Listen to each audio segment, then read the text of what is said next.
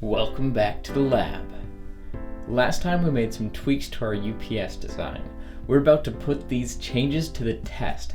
Let's find out if we actually fixed those problems. Cross your fingers for no explosions. I want to put this design through its paces today. Our first test will be an efficiency test with 11 volts applied at the input of the UPS. Now, I like efficiency because it can be a great indicator of how well something's actually working. If our efficiency is terrible, that's a clear sign that we'll need some improvement before pushing the power supply to higher output powers. The power dissipated in this design while running will be largely dissipated by the various transistors that drive the switch mode power supply or the inverter. Too much power in any of these components is going to lead to bad things. Alright, enough chatter, let's power on. With the inverter running, it is easy to see that the efficiency is, quite frankly, terrible. We're operating in the 30 to 40% range. Oof.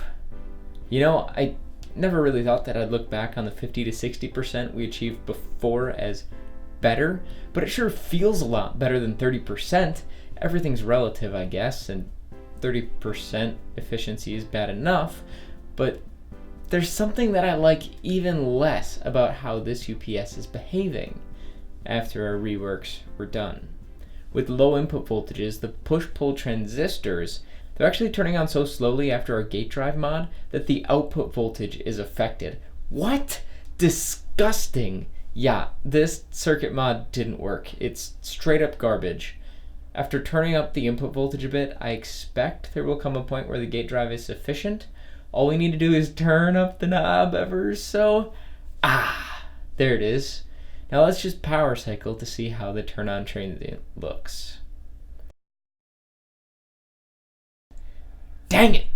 Short circuit again! We blew up our FETs again. What does this failure mean? Let's think about what we know. We know that the gate of the MOSFET was not subjected to more than 13 to 14 volts because that Zener is still intact. We know that despite that Zener diode being still present in the circuit, our FET failed short.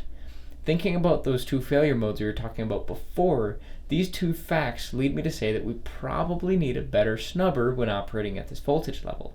We probably violated the drain to source voltage rating or the maximum voltage rating of our transistor when supplying 20 volts to the board. I feel like this is just what I get, you know? Like, I should just leave the voltage knob alone. Current is one thing, but I keep cranking up that voltage knob, and every single time I touch it, something breaks. Well, actually, the same thing keeps breaking. But enough complaining. Where do we go from here? I think that I need to remove the rework for gate drive. Then we'll replace that resistor-Zener combo, tap off an appropriate voltage rail elsewhere in our UPS, and then supply the MOSFET gate driver and switch mode power supply controller with that. I'm targeting the fan supply voltage here, which will provide a gate drive voltage of 10 volts. Should be great. This more aggressive rework allows us to drive our FETs on and off, hard, with a lot of current. Not only can we drive these transistors with a lot of current, we can do it without fear of violating the gate to source voltage rating. We should also probably replace those broken transistors too, eh? Well, after a few minutes of soldering and zip zop zoop, our board is ready to go again. After a quick efficiency spot check, we're right back up where we expect it to be, around 50%. From now on, I am absolutely never increasing the input voltage above 11 volts until I am certain that our snubber is going to be effective. We can tune the snubber at 11 volts, no problem, but no higher.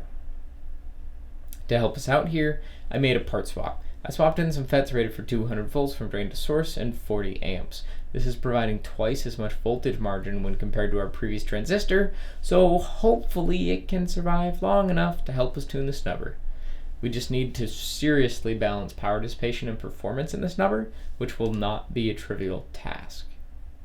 Before we get ahead of ourselves though, there is more on our list than just that snubber. We need to inspect the gate drive signals. We need to check power integrity near the inverter FETs, and we need to look for symmetry in that push-pull converter. Let's start with power integrity near the isolated gate drivers.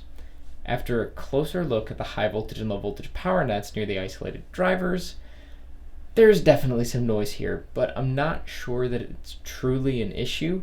I think that the noise we're seeing could be in part from a shift in ground potential near the scope probe ground location, because that's pretty close to the power input of the whole device.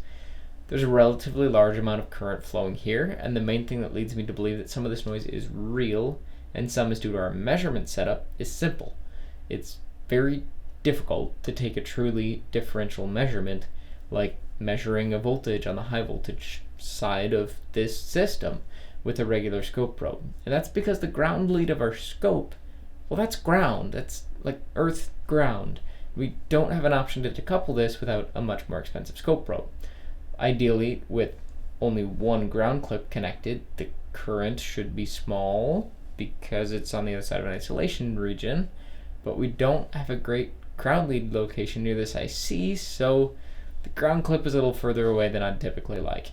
The two inverter halves don't look altogether better or worse than one another, the good one and the bad one. We didn't end up finding anything terrible. What we did find is a potential smoking gun, though.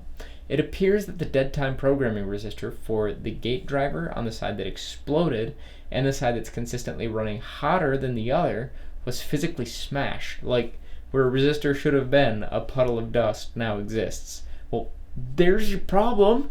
Dead time programming resistors are better when they exist and tend to be important.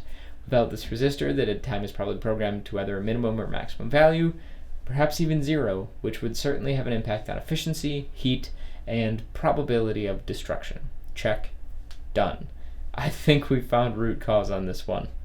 We'll check our remaining boards for this defect because I don't recall doing anything particular to this board that could have destroyed that component.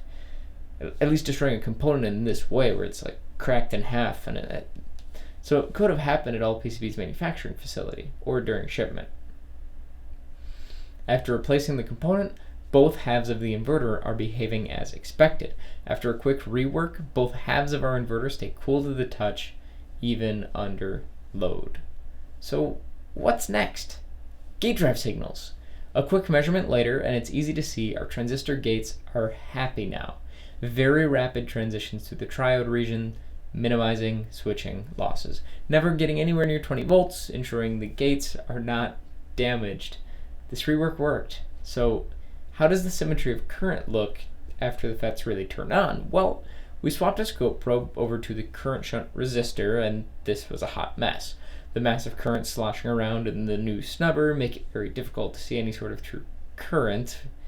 Well, any current I really might want to see here, so dang. But what I can say with a small degree of certainty is that there isn't a huge issue with current asymmetry because I couldn't see it over the noise, but we really need to get this snubber under control so I can take a better measurement. Limiting the input voltage to 11 volts limits our input power to around 66 watts. That's just because our lab power supply is current limited to 6 amps, but I really want to push this limit as much as we can until we can get a beefier supply on order. We've got a cell phone charger, a couple LED light bulbs, sheer power of will, so let's load our UPS and see what happens. We can see the UPS do something awesome. Might have overloaded it just a little bit. And what's happening is we're loading our UPS at a variety of levels and maintaining regulation. Our control loop is working.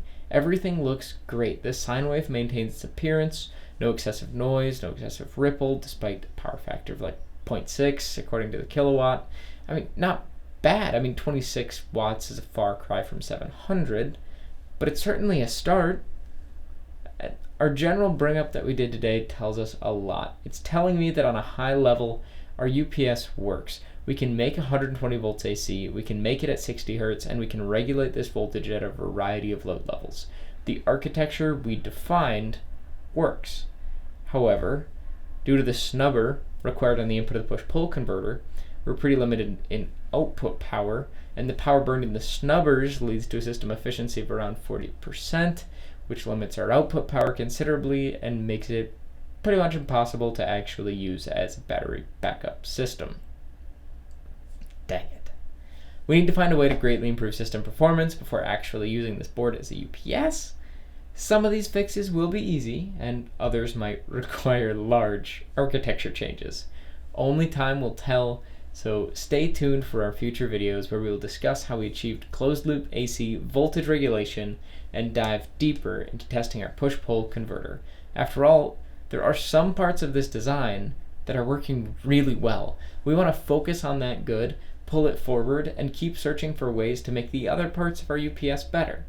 If we can shrink the physical size, decrease the cost, and improve performance considerably, I can see another spin of these boards being possible and maybe even reasonable.